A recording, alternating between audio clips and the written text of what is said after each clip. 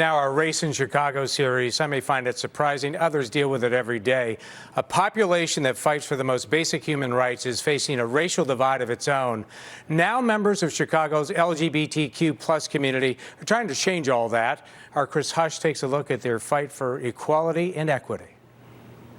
I started transitioning at the age of 15. A walk down Chicago's Avenue J, Lasiah Wade's memories of growing up on the far south side of America's third largest city. Not only do I get a backlash because I'm a black woman, but then I get a backlash because I'm a black trans woman. Tell the story of a struggle most will never be able to grasp. The first time you were discriminated against, was it because you were trans or because you were black? It's because I was black. The latest FBI data pings race as the #1 motivator for hate crimes in Illinois, followed by sexual orientation, religion, and gender identity. Even though nearly 50,000 Illinoisans identify as trans, living your truth doesn't mean you're treated equally, even by your own. What does privilege look like within the LGBTQ plus space? It looks very much like it looks everywhere else. We asked some of Chicago's most prominent organizations, starting with the largest LGBTQ plus center in the Midwest.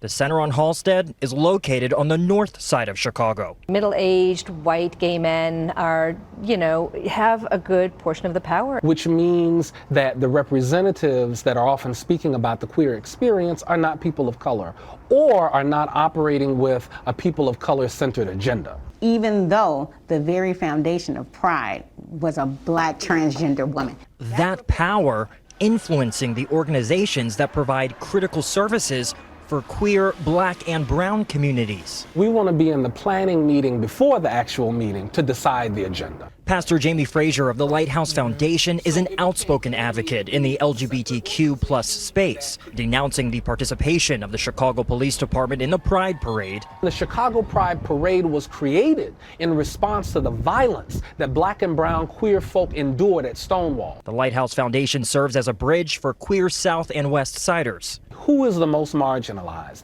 Black trans women. I can ask for $400,000 but get $20,000, and a white-led organization can ask for the same amount and get the $400,000 that they asked for because they don't trust the leadership in a particular way. Lasiah Wade is the city's only black trans woman to run an organization like the Brave Space Alliance. We have to give them the platform and ask what they need. It's happening. Last year, a rare survey completed by thousands of LGBTQ Chicagoans revealed inequities within the community are one of the top 7 issues.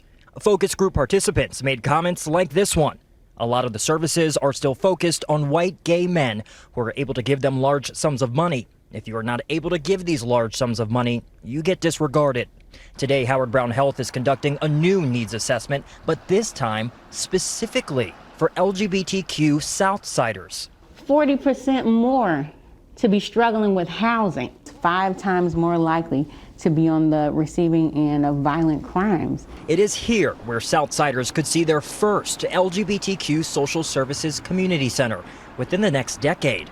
This means easier access to critical resources like HIV prevention medication. There are a lot of people specifically within the black and brown communities that don't have access to it. Conversations about sexuality and love and what that intimacy looks like sometimes don't occur in our communities. A lot of the communities that have been doing the work on the South Side for many years are way under-resourced. Kim Hunt, Executive Director of Pride Action Tank, will help build the future, partnering with Howard Brown Health to conduct the South Side assessment. Those folks who are most impacted by what we see, we need to step back so that they can lead. If nothing else, all say this conversation signals hope. It's also that white folks are going to have to give up power. Hope that one day, LGBTQ plus lives in one zip code get the same attention others do just a few miles away. If white cis gay men do not use this moment to hearken and attend to the needs of black trans women, then they have wasted the moment and they have dishonored the movement. Chris Hush, NBC 5 News.